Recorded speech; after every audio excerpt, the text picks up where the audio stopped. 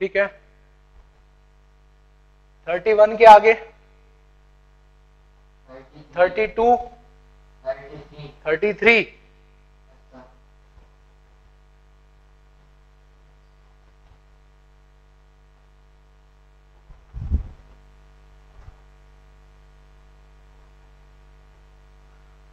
पहले हम 32 देख लेते हैं। ठीक है, क्वेश्चन नंबर 32 पहले देख लें। पार्टिकल्स ए और बी दोनों पे चार्ज दिया है, सेपरेशन डी। ठीक है,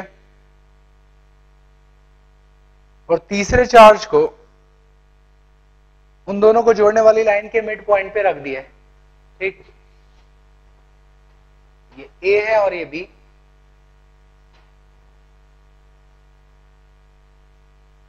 दोनों में चार्ज कैपिटल क्यू, और तीसरे को जो है मिड पॉइंट पे रखा है। राइट, अब क्या किया, उसको डिस्प्लेस कर दिया through a distance x perpendicular to A B. इस तरफ थोड़ा सा डिस्प्लेस कर दिया एक्स से। राइट, तो उस पर कितना फोर्स लगेगा ये बताना है, और अगर एक्स बहुत छोटा है तो उस केस में प्रूव करना है कि फोर्स एक्स के प्रोपोर्शनेट है, और किस केस में एसएचएम होगा ये बताना है, और टाइम पीरियड बताना है। अब समझना, इसको थोड़ा सा डिस्प्लेस किया हमने, यहां पर आ गया ये सी एक्स डिस्टेंस पर, तो इस पर लगने वाला फोर्स बताना है। इनके बीच की सेपरेशन कितनी है 32 में डी, ये डी/2 हो जाएगा। पिछले प्रॉब्लम में हमने ऑलरेडी फोर्स निकाल लिया है, अगर ये पॉजिटिव हुआ तो फोर्स इधर लगेगा, और ये अगर निगेटिव होता है तो फोर्स नीचे लगेगा। तो एफ नेट फोर्स जो है वो 2F cos थीटा के बराबर था। ठीक है ना, उसी एक्सप्रेशन को मैं लिख देता हूं फिर से।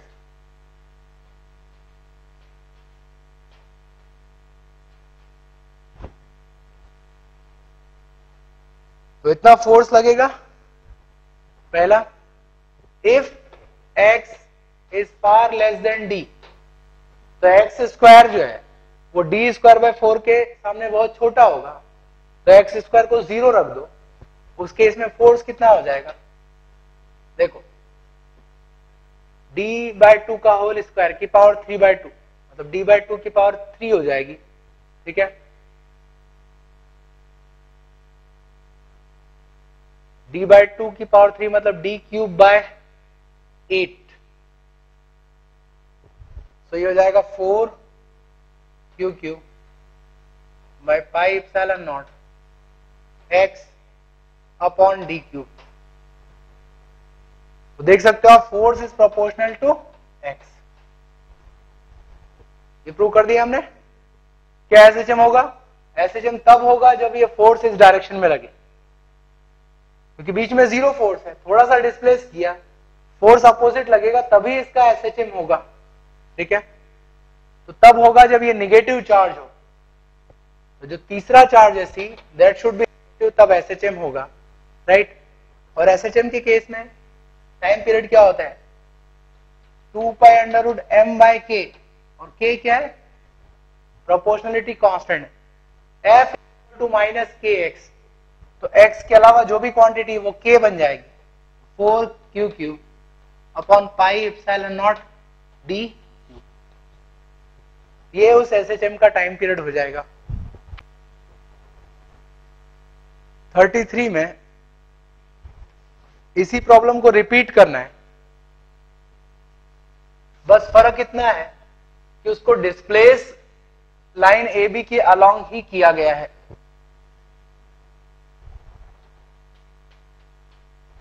क्या है प्रॉब्लम, ये ए बी है, चार्ज सी को मिड पॉइंट पे रखा है शुरुआत में, और फिर इसी लाइन के अलोंग डिस्प्लेस कर दिया एक्स से। एक्स से डिस्प्लेस करने के बाद हमने उसको यहां रख दिया। Right, it is x. तो अब इस पर लगने वाला फोर्स बताना है हमें। राइट, तो अगर तीनों पॉजिटिव है तो इस केस में रिपल्शन होगा इस पे ये इसको रिपेल करेगा इस तरफ और ये इस तरफ रिपेल करेगा। रिजल्टेंट फोर्स देखते हैं, इससे डिस्टेंस हो जाएगी x plus D by to और इससे x minus d by to. अगर ये पॉजिटिव है तो डेफिनेटली इससे पास में तो इसका रिपल्शन डोमिनेट करेगा, तो जो रिजल्टेंट फोर्स लगेगा ये इस पर इधर लगेगा, दोनों से रिपल्शन बट रिजल्टेंट फोर्स इधर लगेगा, तो वो कितना होगा देखो, constant C q q by x minus d by two का स्क्वायर माइनस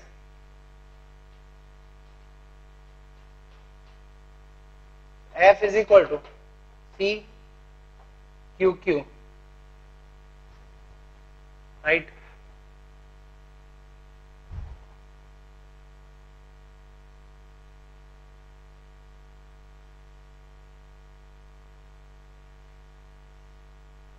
टू ए बी और टू ए बी जुड़ जाएंगे, 4ab, तो 2x डी हो जाएगा upon x square minus d square by 4 का स्क्वायर, ठीक है, या उल्टा भी लिख सकते हैं, स्क्वायर तो एक ही बात है। That is force if x is small. तो हम क्या करेंगे, एक्स स्क्वायर की वैल्यू 0 कर देंगे, तो आप देख सकते हो फोर्स एक्स के प्रोपोर्शनल आ जाएगा। और एसएचएम करेगा force is proportional to displacement, करेगा क्योंकि डिस्प्लेस इधर किया है और फोर्स इधर, पॉजिटिव होगा तभी एसएचएम होगा, नेगेटिव कर दिया तो उस केस में रिजल्टेंट फोर्स जो है वो उस तरफ लगेगा, तो एसएचएम नहीं होगा। तो force is proportional to displacement, constant निकालो, time period 2 pi under root m by k, ठीक है।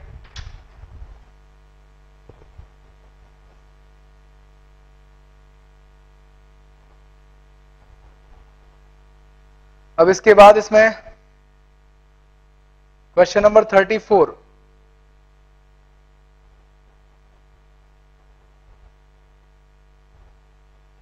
आसान है, फोर्स दिया है, चार्ज दिया है, तो electric field is force upon charge हो जाएगा। 35 इलेक्ट्रिक फील्ड निकालना है, ठीक है, 36 भी हो जाएगा, 37 भी हो जाएगा, डायरेक्ट प्रॉब्लम से इलेक्ट्रिक फील्ड की। 38 ये भी हो जाएगा, 39, ठीक है, 39 देख लेते हैं।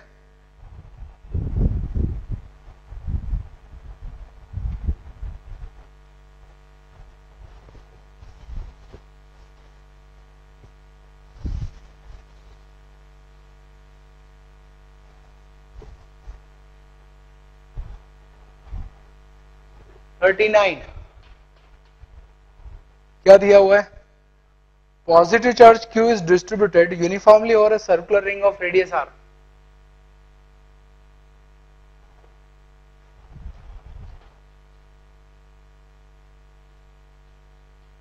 पूरे रिंग पर डिस्ट्रीब्यूटेड है charge, radius R।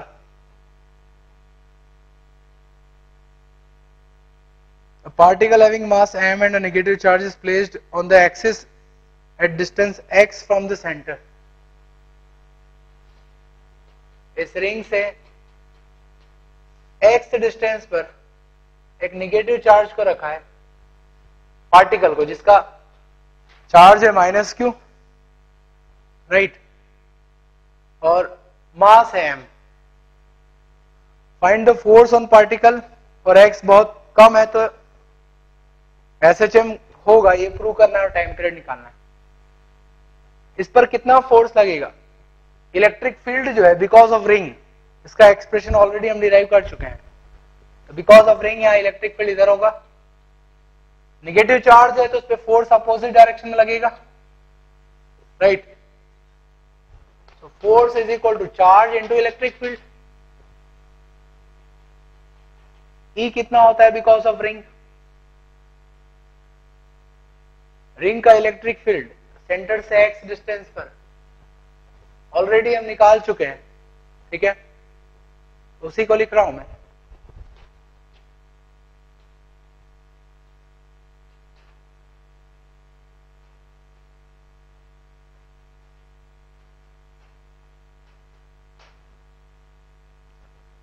Electric field लिख लिया, मल्टीप्लाई कर दिया। अब हमें बताना है कि एसएचएम होगा या नहीं। ऑसिलेशन तो होगा, एक बात क्लियर है, क्योंकि फोर्स अपोजिट लग रहा है, तो बिकॉज ऑफ फोर्स इस तरफ से एक्सिलरेट करेगा, रिंग पर फोर्स 0 हो जाएगा, और जैसे ही दूसरी तरफ जाएगा अट्रैक्शन के कारण उसका रिटार्डेशन होगा। इस तरह से ऑसिलेशन चलेगा। एक्स बहुत छोटा है आर से, तो एक्स स्क्वायर को 0 रखो, तो उस केस में फोर्स हो जाएगा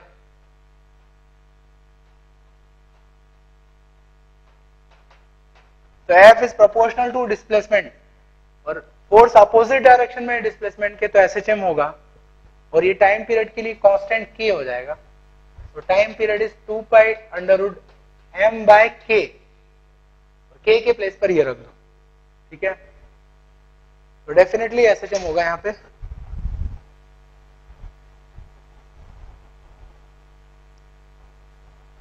और नेक्स्ट क्वेश्चन जो है वो 40th प्रॉब्लम में सेमी सर्कुलर रिंग के लिए इलेक्ट्रिक फील्ड निकालना है सेंटर पे, जो ऑलरेडी हम कर चुके हैं, राइट। तो डीपीएस नंबर 1 का डिस्कशन पूरा हुआ। अब अगेन हम गॉस लॉ की एप्लीकेशन पर आ जाते हैं। इलेक्ट्रिक फील्ड निकाल रहे थे हम, पॉइंट चार्ज का फील्ड निकाला था, हॉलो स्फीयर, सॉलिड स्फीयर, उसके आगे बढ़ते हैं।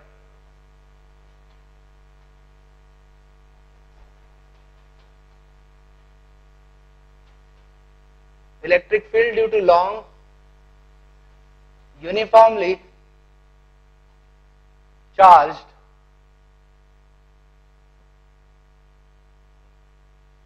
वायर,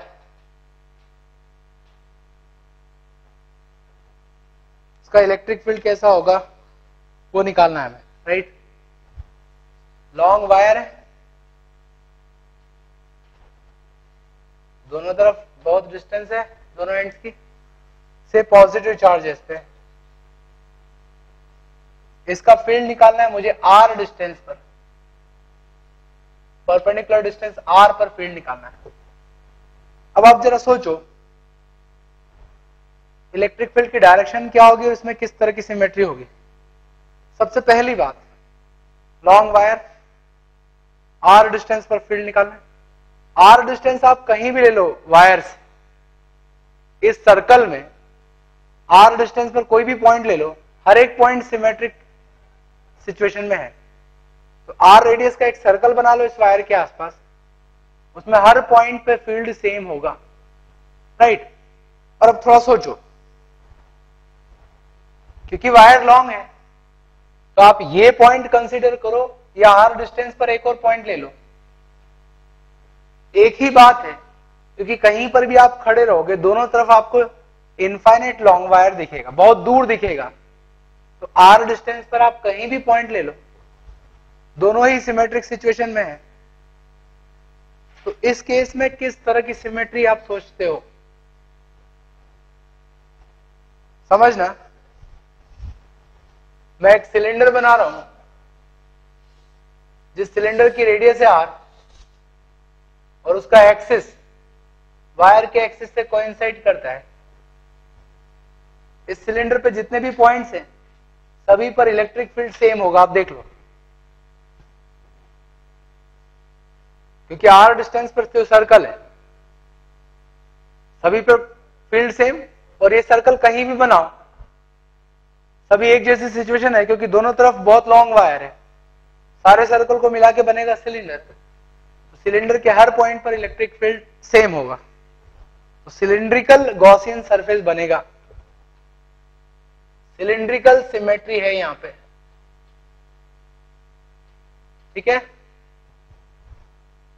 अब बात करते हैं इलेक्ट्रिक फील्ड की डायरेक्शन से।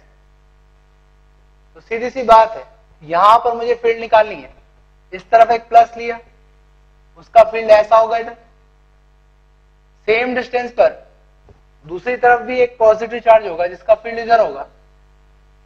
तो दोनों का इस रेडियल डायरेक्शन में जुड़ेगा, बाकी डायरेक्शन में कैंसिल हो जाएगा। तो जो इलेक्ट्रिक फील्ड है उसका डायरेक्शन होगा रेडियली आउटवर्ड। अगर ये पॉजिटिव चार्ज है, नेगेटिव है तो अंदर, और सरफेस वेक्टर भी उसी तरफ आ रहा है। तो आप कहीं भी लो सिलेंडर पे पॉइंट, उसका एरिया वेक्टर और इलेक्ट्रिक फील्ड का वेक्टर सेम डायरेक्शन में होगा। बस यही हम चाहते थे, ठीक है, यही चाहते थे गॉस लॉ को अप्लाई करने के लिए। अब क्या करें, देखो इस सिलेंडर की लेंथ लिए मैंने L। अच्छा, सिलेंडर के 3 फेस है, एक तो कर्व सरफेस है और दूसरी तरफ ये एक फ्लैट सरफेस है और एक इस तरफ फ्लैट सरफेस है। दोनों फ्लैट सरफेस के लिए एरिया वेक्टर जो है वो एक्सिस की डायरेक्शन में होगा। टोटल इलेक्ट्रिक फ्लक्स निकालता हूं मैं, दोनों फ्लैट सरफेस को मैं कह रहा हूं 1 और 2, और तीसरा जो है वो कर्व्ड सरफेस।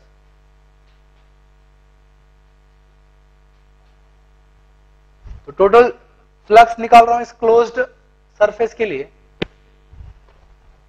1 और 2 के लिए फ्लक्स 0 हो जाएगा क्योंकि एरिया वेक्टर और इलेक्ट्रिक फील्ड का वेक्टर 90 डिग्री पर है।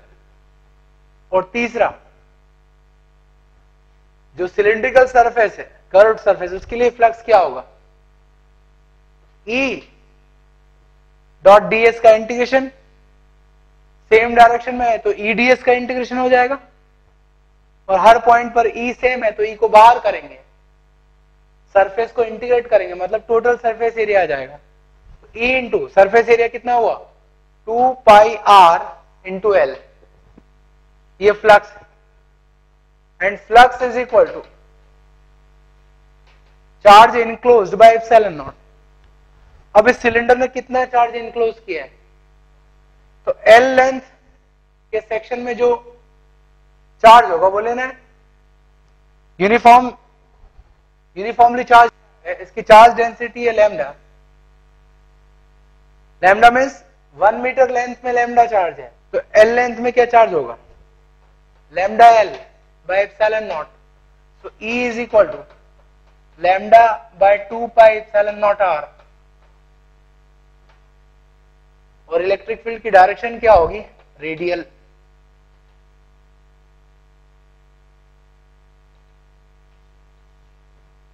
ठीक है,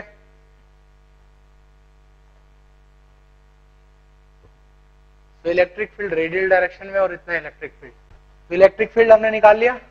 अच्छा, यही रिजल्ट हमें इंटीग्रेशन के बाद भी मिला था, याद करो।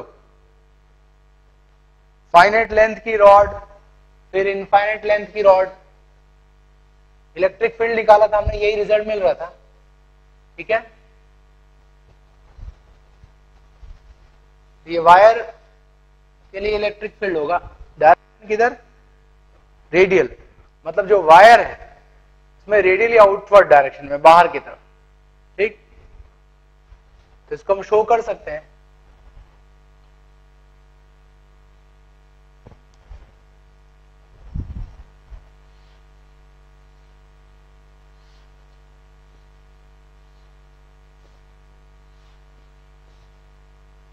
और इसी वायर को अगर मैं साइड से देखूं तो मुझे पॉइंट नजर आएगा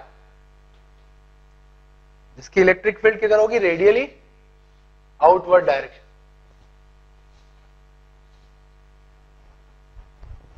साइड से देखने पर, ठीक है। So that is electric field lines. और नेगेटिव में अंदर की तरफ होगी।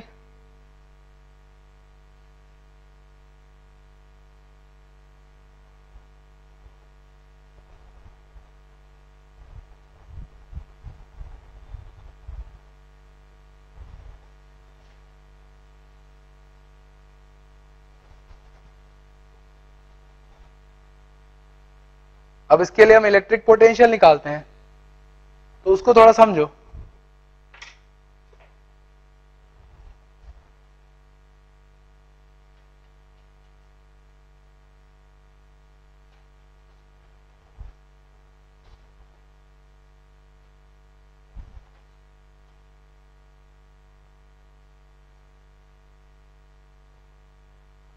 इससे r डिस्टेंस पर जितने भी पॉइंट है सब पर इलेक्ट्रिक फील्ड सेम है और डायरेक्शन किधर है, रेडियली आउटवर्ड डायरेक्शन में फील्ड है।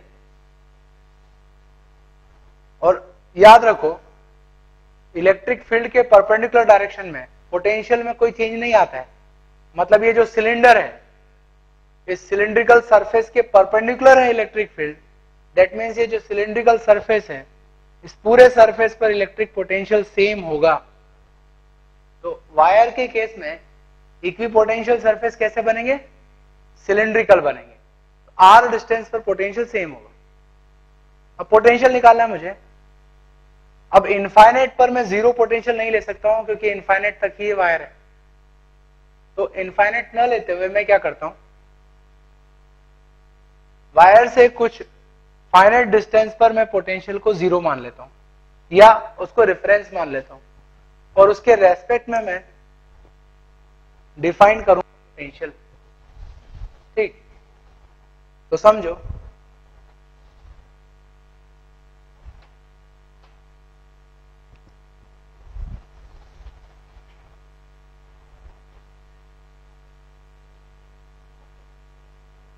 वायर से आर नॉट डिस्टेंस पर पोटेंशियल मैंने ले लिया वी नॉट।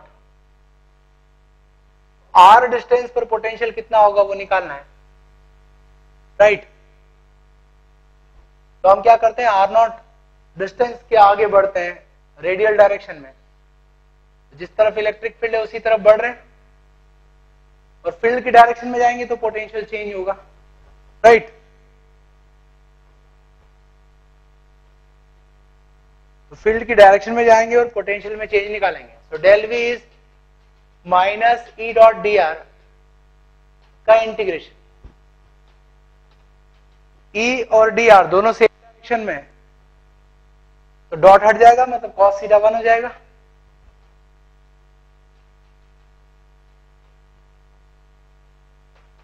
ई की वैल्यू रखें lambda by 2 pi epsilon nought R D R और इंटीग्रेट करें हम आर नॉट जहां पर हमें पोटेंशियल पता है से आर तक।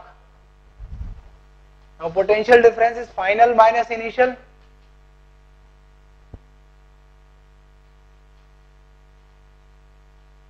इधर इंटीग्रेट करो ln r हो जाएगा आर नॉट से आर तक।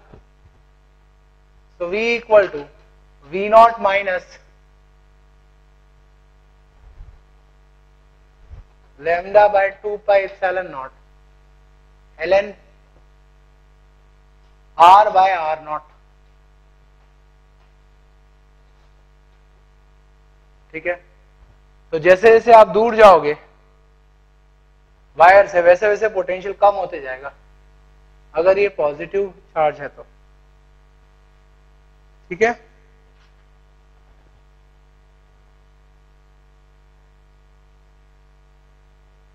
तो रेफरेंस पॉइंट हमने आर नॉट डिस्टेंस पर लिया है और आर डिस्टेंस पर इलेक्ट्रिक फील्ड निकाला है। नेक्स्ट एग्जांपल हम लेते हैं,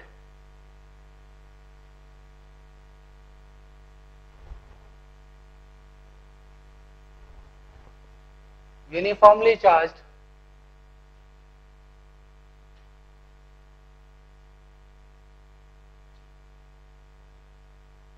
thin cylindrical shell या थिन हॉलो सिलेंडर कहें, राइट, यूनिफॉर्मली चार्ज है।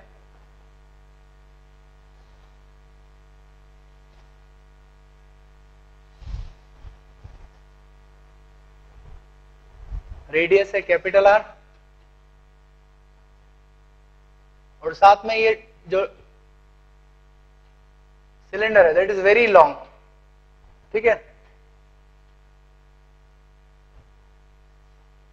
सरफेस पर चार्ज होगा,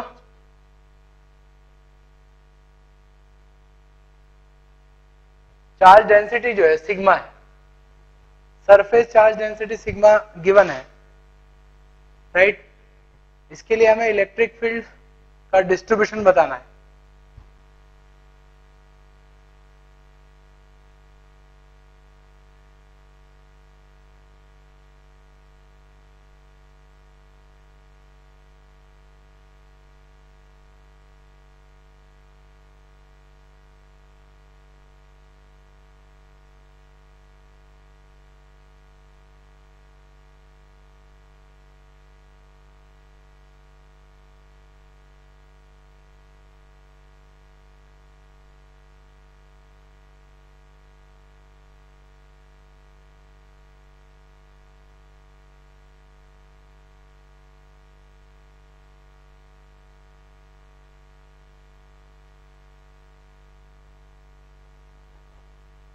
सिलिंड्रिकल सिमेट्री है और सिलिंड्रिकल सिमेट्री में आर रेडियस का एक सिलेंडर बनाया मैंने, ठीक है। इलेक्ट्रिक फील्ड बाहर की तरफ होगा, एरिया वेक्टर भी उधर ही है, तो जैसे वायर के लिए क्या था बिल्कुल वैसे ही रिजल्ट मिलेगा यहां भी। तो इलेक्ट्रिक फील्ड कितना होगा बाहर के लिए, आउटसाइड द सिलेंडर, बिल्कुल वायर की तरह ही रिजल्ट मिलेगा। E is equal to lambda by 2 pi epsilon nought r, right. बढ़िया। हाँ तो यहाँ सरफेस चार्ज डेंसिटी दी है, लैम्डा में कैसे कन्वर्ट करें? तो बोलो सिग्मा का मतलब क्या है? चार्ज पर यूनिट एरिया, और लैम्डा मतलब charge per unit length, right. तो आप ऐसा करो, 1 मीटर लॉन्ग सिलेंडर में टोटल कितना चार्ज होगा वो निकालो। तो 1 मीटर लॉन्ग सिलेंडर में चार्ज होगा, charge density sigma into area, area होगा 2 pi r into length, length है 1 मीटर, और 1 मीटर लॉन्ग सिलेंडर में जो चार्ज होगा उसको मैं लैम्डा कहूंगा, that is 1 metre long length में जो चार्ज होगा lambda, charge density, linear charge density, right. तो लैम्डा को मैं लिखूंगा यहां पे 2 पाई आर इंटू सिग्मा। तो लैम्डा के टर्म्स में ऐसे लिखेंगे इलेक्ट्रिक फील्ड, और सिग्मा के टर्म में इसी को लिखेंगे 2 pi r sigma, right. Sigma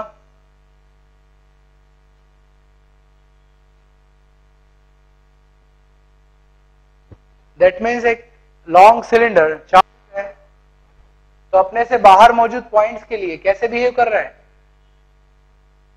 किस तरह से बिहेव कर रहा है?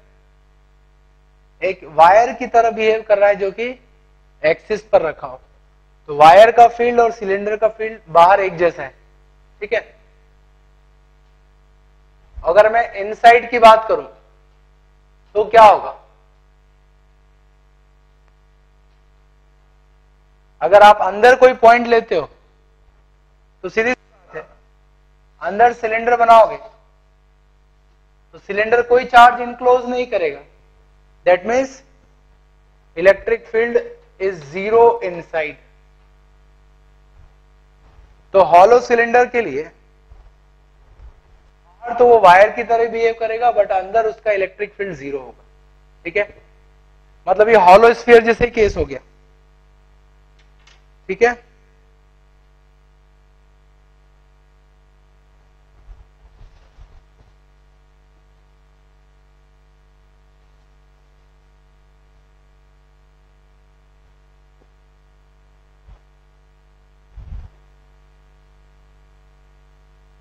और अगर मैं पोटेंशियल की बात करूं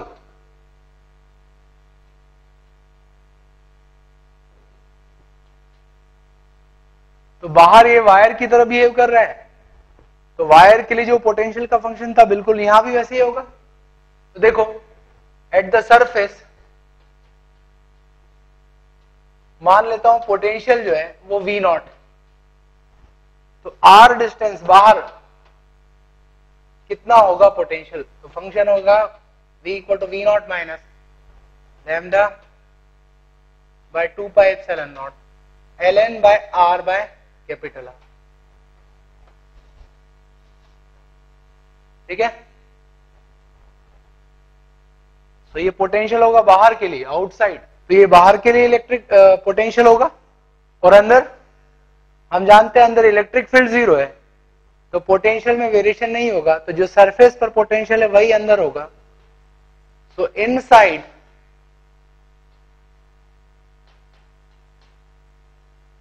potential is same as that at surface. कितना लिया सरफेस पर हमने? V0, तो वही पोटेंशियल अंदर होगा। तो हॉलो सिलेंडर के लिए बाहर वो वायर की तरह बिहेव करेगा और अंदर उसका इलेक्ट्रिक फील्ड 0 होगा, ठीक है।